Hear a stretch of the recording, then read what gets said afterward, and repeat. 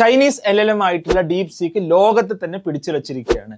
അമേരിക്കയിലെ tech giant ആയിട്ടുള്ള എൻവിഡിയയുടെ market valuation, ഈ AI മോഡൽസ് ഉണ്ടാക്കാൻ വേണ്ടി കമ്പനികൾക്ക് ചിപ്പ് പ്രൊവൈഡ് ചെയ്യുന്ന കമ്പനിയാണ് എൻവിഡിയ. എൻവിഡിയയുടെ മാർക്കറ്റ് വാല്യൂഷൻ ഒരു ദിവസം കൊണ്ട് $600 ബില്യൺ, അതായത് ഏകദേശം 50 ലക്ഷം കോടി ഇന്ത്യൻ രൂപയാണ് കുറഞ്ഞിട്ടുള്ളത്.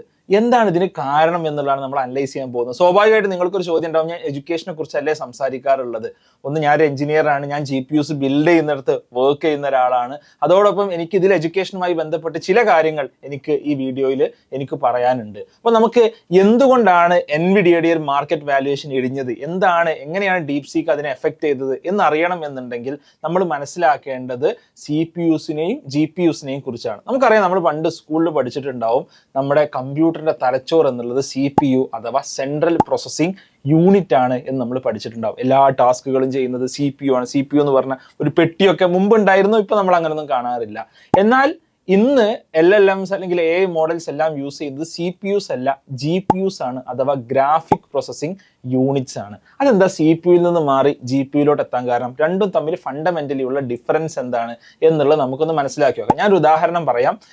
CPU എന്നുള്ളത് ഒരു 5 സ്റ്റാർ ഹോട്ടലിൽ ഒരു ഷെഫിനെ പോലെയാണ്. 5 സ്റ്റാർ ഹോട്ടലിലെ ഒരു ഷെഫിന് നമ്മളൊരു ഫുഡ് ഓർഡർ ചെയ്ത് കഴിഞ്ഞാൽ പുള്ളിയുടെ ഒരു കരവിരുത് എല്ലായിടത്തും ഉണ്ടാവും. പുള്ളി ഓരോ ടാസ്കുകളും, അതിനുള്ള പച്ചക്കറി അരിയുന്നത് മുതൽ അതിൻ്റെ ഗാർണിഷിങ് വരെയുള്ള കാര്യങ്ങൾ കൃത്യമായിട്ടുള്ള ഓരോ സ്റ്റെപ്പ് ബൈ സ്റ്റെപ്പ് ആയിട്ട് ആ ഷെഫ് ചെയ്യും. ഇതിനെയാണ് നമ്മൾ സീരിയൽ പ്രോസസ്സിംഗ് എന്ന് വിളിക്കുക. അതായത് ഒരു കാര്യം കഴിഞ്ഞ് അടുത്ത കാര്യം കഴിഞ്ഞ് അടുത്ത കാര്യം, അങ്ങനെ ഒരു സീക്വൻസ് ആയി ചെയ്യുക. സപ്പോസ് ഒരു 10 ആളുകൾ ഓർഡർ ചെയ്താൽ 1 by 1 ആയിട്ട് പുള്ളി ആ കാര്യം ചെയ്യുള്ളൂ. ഇതാണ് CPUവിന്റെ സ്വഭാവം. എന്നാൽ GPU എന്നുള്ളത് ഒരു കമ്മ്യൂണിറ്റി കിച്ചൺ പോലെയാണ്. അതായത് ഒരുപാട് ആളുകൾക്ക് ഒരുമിച്ച് ഫുഡ് ഉണ്ടാക്കണം. ഓക്കെ, അവിടെ ഫുഡിന്റെ ക്വാളിറ്റിയേക്കാൾ പ്രധാനം എന്നുള്ളത് അത് പെട്ടെന്ന് കൊടുക്കുക, കൂടുതൽ ആളുകൾക്ക് എത്തിക്കുക എന്നുള്ളതാണ്. അപ്പൊ അവിടെ ഉള്ളി അരിയുന്ന ആൾക്കാർ ഉള്ളി അരിഞ്ഞുകൊണ്ടേയിരിക്കും, അവിടെ ചായ അടിക്കുന്ന ആൾക്കാർ ചായ അടിച്ചുകൊണ്ടേയിരിക്കും. അപ്പൊ ഫുഡ് ഒരേ സമയം ഒരുപാട് ആളുകൾക്ക് സെർവ് ചെയ്യുക എന്നുള്ളതാണ് അവിടെ ഒരു GPU ചെയ്യുന്നത്. ഇതാണ് GPU ചെയ്യുന്ന പണി. ഓക്കെ, അപ്പൊ GPU എന്നുള്ളത് പാരലൽ പ്രോസസ്സിംഗ് ആണ്. ഒരുപാട് ടാസ്കുകൾ ഒരുമിച്ച് ചെയ്യുക. ഈ ടാസ്കുകളെല്ലാം സിമ്പിൾ ടാസ്കുകളായിട്ട് ബ്രേക്ക് ഡൗൺ ചെയ്ത് ഇത് ഒരുപാടെണ്ണം ഒപ്പം ചെയ്യുക എന്നുള്ളതാണ് GPUs ചെയ്തുകൊണ്ടിരിക്കുന്ന കാര്യം. അപ്പോൾ അതൊരു കമ്മ്യൂണിറ്റി കിച്ചൺ പോലെയാണ്. അപ്പോൾ എന്താണ് ഇവിടെ സംഭവിക്കുന്നത്? AI മോഡൽസ് വർക്ക് ചെയ്യണമെന്നുണ്ടെങ്കിൽ ഒരുപാട് ഡാറ്റ ഉണ്ട്, ഒരുപാട് ഡാറ്റ വേണം. നമ്മളൊരു CPU ഉപയോഗിക്കുന്നതിനേക്കാളും ലക്ഷക്കണക്കിന് മടങ്ങ് ഡാറ്റ ഉപയോഗിച്ചിട്ടാണ് ഒരു AI മോഡൽ വർക്ക് ചെയ്യുന്നത്.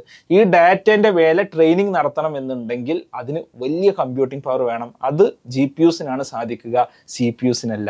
ഈ GPU ഉണ്ടാക്കുന്ന കമ്പനിയാണ് എൻവിഡിയ എന്നുള്ളത്. അതുകൊണ്ടാണ് എൻവിഡിയക്ക് ഈ അടുത്ത കാലത്ത് ഹ്യൂജ് വാല്യൂഷൻ വന്നു.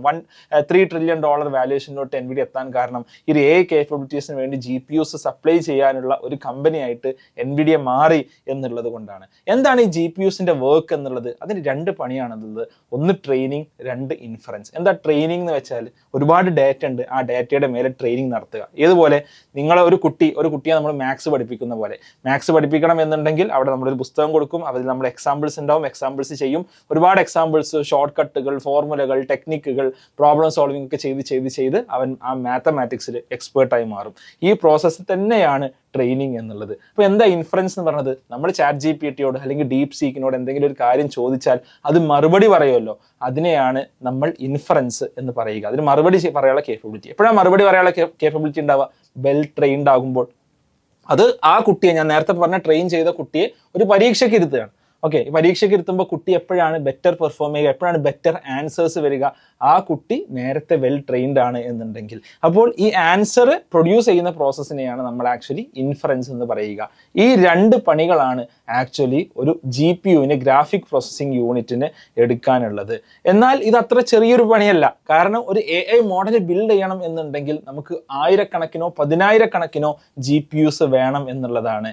ഏകദേശം ഒരു 25,000 എൻവിഡിയ GPUs ഒരു 90 ദിവസം ട്രെയിൻ ചെയ്തിട്ടാണ് ChatGPT 4o model actually build ചെയ്തിട്ടുള്ളത്. ഓക്കെ, അപ്പോൾ അത്രത്തോളം GPUs വേണം. അപ്പോൾ എൻവിഡിയക്ക് എവിടെ നിന്ന് ഇത്രയും കാശ് ഉണ്ടാക്കാൻ സാധിക്കുന്നത്? ഇത്രയധികം മോഡൽസിനെ ട്രെയിൻ ചെയ്യണമെന്നുണ്ടെങ്കിലും അവിടെ ആ മോഡൽസ് ഇൻഫർ ചെയ്യണമെന്നുണ്ടെങ്കിലും ഒരുപാട് GPUs ആവശ്യമാണ്. ഇന്ന് ഈ GPUസിൽ വർക്ക് ചെയ്യുന്ന ഒരുപാട് കമ്പനീസ് ഉണ്ട്. ഈ കമ്പനികൾക്കൊക്കെ ചിപ്പുകൾ വിറ്റിട്ടാണ് ആക്ച്വലി എൻവിഡിയ ക്യാഷ് ഉണ്ടാക്കുന്നത്. അപ്പോൾ എന്താണ് ഡീപ് സീക്ക് ചെയ്തത്? ഇതാണ് പ്രധാനപ്പെട്ട ഒരു ചോദ്യം. പുതിയ AI മോഡലാണല്ലോ ഡീപ് സീക്ക് വരുമ്പോൾ എൻവിഡിയക്ക് കച്ചവടം കൂടുകയല്ല വേണ്ടത്. ഡീപ് സീക്കും ആക്ച്വലി ഉപയോഗിക്കുന്നത് എൻവിഡിയയുടെ ചിപ്പുകൾ തന്നെയാണ്. പിന്നെ എന്താണ് സംഭവിച്ചത് എന്നുള്ളൊരു ചോദ്യമുണ്ട്. എന്തുകൊണ്ടാണ് എൻവിഡിയയുടെ സ്റ്റോക്ക് പ്രൈസ് ഇടിഞ്ഞത്? അപ്പോൾ അതിനുള്ള രണ്ട് റീസൺസ് ആണുള്ളത്. ഒന്ന്, അമേരിക്കയും ചൈനയും തമ്മിൽ വലിയൊരു ഒരു ഒരു മൂപ്പിളമ തർക്കം നടക്കുന്നുണ്ട്. ആരാണ് ടെക്നോളജിയിൽ ബെറ്റർ എന്ന് തുടങ്ങിയിട്ടുള്ളത്, ജിയോ പൊളിറ്റിക്സിന്റെ ഭാഗമായിട്ടുള്ള. ആക്ച്വലി വലിയൊരു ചിപ്പ് മാനുഫാക്ചറിങ്ങിൽ വലിയൊരു ഭാഗം നടക്കുന്നത്, വലിയൊരു ഡിസൈനും കാര്യങ്ങളൊക്കെ നടക്കുന്നത് US-ലാണ്. എൻവിഡിയ, ഇന്റൽ, ക്വാൾകോം തുടങ്ങിയ കമ്പനീസ് ഒക്കെ ആക്ച്വലി അമേരിക്കൻ കമ്പനീസ് ആണ്. ഓക്കെ, അപ്പോൾ അതുകൊണ്ട് തന്നെ US ഈ ചിപ്പുകൾ ചൈനയിലോട്ട് കൊടുക്കുന്നിടത്ത് ചില നിയന്ത്രണങ്ങൾ വെച്ചിട്ടുണ്ട്. അതിനാണ് നമ്മൾ എക്സ്പോർട്ട് കൺട്രോൾ എന്ന് പറയുക. ഈ നിയന്ത്രണങ്ങൾ സ്വാഭാവികമായിട്ടും ചൈനയുടെ ഒരു ടെക്നോളജിക്കൽ അഡ്വാൻസ്മെന്റിനെ ബാധിക്കുന്നുണ്ട്. കാരണം പുതിയ ചിപ്പുകൾ വേണം, പുതിയ ചിപ്പുകൾ ഉണ്ടെങ്കിൽ ഈ GPUസും മറ്റു കാര്യങ്ങളൊക്കെ കിട്ടിയാലേ റൺ ചെയ്യാൻ പറ്റുള്ളൂ. അപ്പോൾ ആക്ച്വലി ഇവിടെ ഡീപ് സീക്ക് പണ്ട് അവർക്ക് കിട്ടിയ ചില ചിപ്പുകളാണ് ഉപയോഗിച്ചിട്ടുള്ളത്. ഒരിക്കലും ഒരു അഡ്വാൻസ്ഡ് ചിപ്പുകൾ പോലെയല്ല ഉപയോഗിച്ചിട്ടുള്ളത്. ഇനി ഈ ചിപ്പുകൾ കൊടുക്കുമ്പോൾ പോലും അതിൻ്റെ കേപ്പബിലിറ്റീസിൽ ചില ക്യാപ്സ് എന്ത് ചെയ്യുന്നുണ്ട്, എൻവിഡിയ പോലുള്ള കമ്പനീസ് ഇടുന്നുണ്ട്. അപ്പോൾ എൻവിഡിയയുടെ H800 എന്ന് പറയുന്ന ഒരു പ്രോസസ്സറാണ് അല്ലെങ്കിൽ GPU ആണ് ആക്ച്വലി ആര് യൂസ് ചെയ്തിട്ടുള്ളത്, ഡീപ് സീക്ക് യൂസ് ചെയ്തിട്ടുള്ളത്. അത് ആക്ച്വലി പറഞ്ഞ കുറച്ച് വീര്യം കുറഞ്ഞ ചിപ്പുകളാണ് യൂസ് ചെയ്തിട്ടുള്ളത്. ഇനി അതിലെന്താ ചെയ്തത്? ഈ വീര്യം കുറഞ്ഞ ചിപ്പുകൾ ഉപയോഗിച്ച് ഈ ChatGPTയെ ബീറ്റ് ചെയ്യാവുന്ന മോഡൽസ് എങ്ങനെ ഉണ്ടാക്കി? അതാണ് ചൈനക്കാരൻ്റെ കാഞ്ഞ ബുദ്ധി എന്ന് പറയുന്നത്. ഓക്കെ, ഇതാണ് ഇവിടുത്തെ ഒരു മെയിൻ സംഭവം. GPT-4നെ ട്രെയിൻ ചെയ്തെടുക്കാൻ 25,000 എൻവിഡിയ പ്രോസസ്സേഴ്സ് ഏകദേശം 100 ദിവസത്തേക്ക് യൂസ് ചെയ്തെങ്കിൽ, എന്നാൽ 60 ദിവസം കൊണ്ട് 2048 GPUs കൊണ്ടാണ് ഡീപ് സീക്കിനെ ട്രെയിൻ ചെയ്തെടുത്തത്. അതെന്ത് മാജിക്കാണ് അല്ലേ? അതെന്ത് മാജിക്കാണെന്നാണ് നമ്മൾ ആലോചിക്കേണ്ടത്. ആ മാജിക് എന്നുള്ളത് ഇതിന്റെ പിന്നിലുള്ള മാത്തമാറ്റിക്കൽ അൽഗോരിതംസ് ആണ് എന്നുള്ളത് നമ്മൾ മനസ്സിലാക്കുക. അവിടെ അവർ GRPO എന്ന് പറയുന്ന പുതിയൊരു അൽഗോരിതം ആണ് അവരെന്ത് ചെയ്തിട്ടുള്ളത്, അവരിതിൽ യൂസ് ചെയ്തിട്ടുള്ളത്. ഗ്രൂപ്പ് റിസോഴ്സ് പോളിസി ഒപ്റ്റിമൈസേഷൻ എന്ന് പറയുന്ന പുതിയൊരു മാത്തമാറ്റിക്കൽ അൽഗോരിതം അവർ ഇതിൽ യൂസ് ചെയ്തു. അതോടൊപ്പം തന്നെ ന്യൂമറിക്കൽ പ്രിസിഷൻ ഒരു 32 ബിറ്റിൽ നിന്ന് ഏകദേശം 8 ഡെസിമൽ പ്ലേസസിലോട്ട് അവർ മാറ്റി. അത് അവരുടെ ഒരു മെമ്മറി യൂസേജിനെ 75% ആക്കി. ആക്ച്വലി 75% ആക്ച്വലി ഡിഗ്രീസ് ചെയ്തു.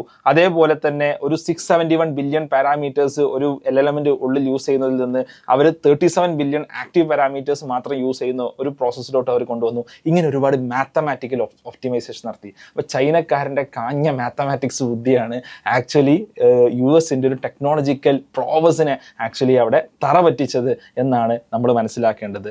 ഇതുകൊണ്ടാണ് ഞാൻ നേരത്തെ പറഞ്ഞൊരു കാര്യമുണ്ട്. ഇത് എഡ്യൂക്കേഷനുമായി ബന്ധമുള്ളൊരു കാര്യമാണ്. ആക്ച്വലി നമ്മൾ പലപ്പോഴും ചോദിക്കുന്നൊരു ചോദ്യമുണ്ട്, ഇന്നത്തെ കാലത്ത് മാത്സ് പഠിക്കണം. എൻ്റെ വീഡിയോക്ക് താഴെ വരുന്ന കമൻറ്റാ, ഇന്ന് കാൽക്കുലേറ്ററിലെ ChatGPT ഇല്ലേ, പിന്നെ എന്തിനാ വെറുതെ മാത്സ് പഠിക്കുന്നത്? വെറുതെ കാൽക്കുലേറ്റ് ചെയ്യാൻ വേണ്ടി മനുഷ്യന്മാർ വെറുതെ ഗുണന പട്ടികയും അതേപോലെ തന്നെ മാത്തമാറ്റിക്സ് പഠിക്കണോ? ട്രിഗ്നോമെട്രി വെച്ച് അരി വാങ്ങാൻ പറ്റുമോ? കാൽക്കുലസ് പഠിച്ചിട്ട് ലോകത്തിൽ ആർക്ക് എന്ത് ഉപകാരം ഉണ്ടായിട്ടുള്ളത്? ഇങ്ങനെ ഒരുപാട് ചോദ്യങ്ങൾ ചോദിച്ചിട്ടുണ്ട്. ആക്ച്വലി മാത്സ് പഠിച്ച ആൾക്കാരാണ് ലോകത്ത് ചേഞ്ച് ഉണ്ടാക്കുന്നതെന്ന് നമ്മൾ മനസ്സിലാക്കുക. അതായത് US-ന്റെ ടെക്നിക്കൽ സുപ്രീമസിയെ മാത്തമാറ്റിക്കൽ സുപ്രീമസി കൊണ്ടാണ് ആക്ച്വലി ചൈനീസ് കമ്പനി ആയിട്ടുള്ള ഡീപ് സീക്ക് മറികടന്നത് എന്ന് നമുക്ക് കാണാൻ സാധിക്കും. മാത്സ് പഠിക്കുക എന്നുള്ളത് വളരെ പ്രധാനപ്പെട്ട ഒരു കാര്യമാണ്. നിങ്ങൾക്ക് കാൽക്കുലസ് അറിയാതെ, പ്രോബബിലിറ്റി അറിയാതെ, ലീനിയർ ആൾജിബ്ര അറിയാതെ, സ്റ്റാറ്റിസ്റ്റിക്സ് അറിയാതെ നിങ്ങൾക്ക് എന്ത് ചെയ്യാൻ സാധിക്കില്ല? നിങ്ങൾക്ക് ഒരിക്കലും AI സിസ്റ്റംസ് ബിൽഡ് ചെയ്യാൻ സാധിക്കുകയില്ല. ആ ഒരു അവരുടെ സ്ട്രെങ്ത് ആണ് ആക്ച്വലി ചൈന ഇവിടെ ഉപയോഗിച്ചിട്ടുള്ളത് എന്ന് നമ്മൾ മനസ്സിലാക്കുക. ഇതാണ് നമുക്ക് ഈ കഥയിലുള്ള ഗുണപാഠം. ഓക്കെ, മാത്സും ഇംഗ്ലീഷും നമ്മൾ നിർബന്ധമായിട്ടും കുട്ടികളെ പഠിപ്പിക്കണം. അല്ലെങ്കിൽ ആ പഠിപ്പിക്കുന്നിടത്ത് നമ്മുടെ നല്ല ശ്രദ്ധ വേണം. അവിടെ സ്കൂൾസ് പ്രത്യേകം ശ്രദ്ധ കേന്ദ്രീകരിക്കണം എന്നുള്ളത് കൂടി. കാരണം ഏതൊരു ടെക്നോളജിക്കൽ സൂപ്രീമസിയെയും മറികടക്കാനുള്ള ഒരു ഇന്റലക്ച്വൽ കേപ്പബിലിറ്റി നമ്മൾ കുട്ടികൾക്ക് ഇന്നത്തെ കാലത്ത് ബിൽഡ് ചെയ്യേണ്ടതില്ലേ? അതാണ് ഇവിടെ ചൈന ഒരു 100 മില്യൺ US ചെലവഴിച്ചെടുത്ത് 5 മില്യൺ കൊണ്ട് ആക്ച്വലി ചൈന ചെയ്തത് എന്നുള്ളത് നമ്മൾ മനസ്സിലാക്കുക. അപ്പോൾ ഞാൻ ഈ വീഡിയോ ചെയ്യാനുള്ള കാരണം എന്നുള്ളത്, ഞാൻ സാധാരണ ടെക്നോളജി വീഡിയോസ് ചെയ്യാറില്ല. നിങ്ങൾക്ക് ഇഷ്ടപ്പെട്ടെങ്കിൽ നിങ്ങൾ പറയുക, ഞാൻ ഇനിയും ടെക്നോളജി വീഡിയോസ് ചെയ്യാൻ ശ്രമിക്കാം. ഞാൻ കൂടുതൽ എഡ്യൂക്കേഷനാണ് ഫോക്കസ് ചെയ്യാറുള്ളത്. ഇവിടെ എഡ്യൂക്കേഷനുമായിട്ട് ഡയറക്റ്റ്ലി കണക്ഷൻ ഉണ്ട് എന്നുള്ളത് കൊണ്ടാണ് തീർച്ചയായിട്ടും ഞാനൊരു വീഡിയോ ചെയ്തത്. അതിൽ ചില സിംപ്ലിഫൈഡ് എക്സാമ്പിൾസ് ഞാൻ ഉപയോഗിച്ചിട്ടുണ്ട്. ആ സിംപ്ലിഫൈഡ് എക്സാമ്പിൾസ് യൂസ് ചെയ്യാനുള്ള റീസൺ എന്നുള്ളത് അത് ആളുകൾക്ക് പെട്ടെന്ന് മനസ്സിലാവാൻ വേണ്ടിയിട്ടാണ്. അപ്പോൾ നിങ്ങൾക്ക് ഈ വീഡിയോ ഇഷ്ടപ്പെട്ടെങ്കിൽ നിങ്ങൾ തീർച്ചയായിട്ടും താഴെ കമൻറ്റ് ചെയ്യുക. അതോടൊപ്പം ഈ ചാനൽ സബ്സ്ക്രൈബ് ചെയ്യുക, ഈ വീഡിയോ ഷെയർ ചെയ്യുകയും ചെയ്യുക. നമുക്ക് മറ്റൊരു വീഡിയോയുമായിട്ട് കാണാം. അതുവരേക്കും ബൈ.